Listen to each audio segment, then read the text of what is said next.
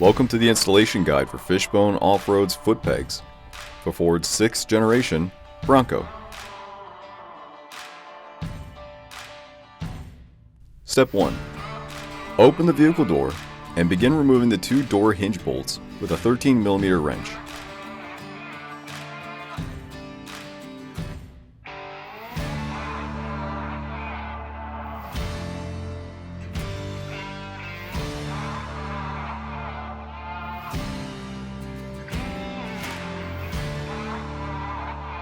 Followed by disconnecting their power harnesses.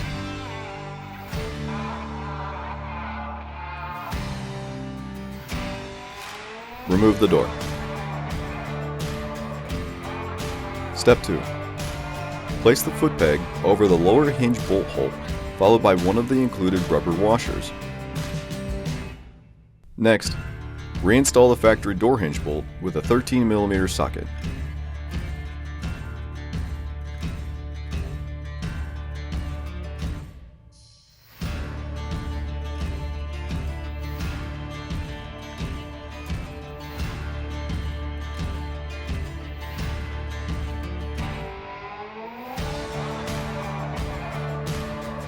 Adjust it as desired,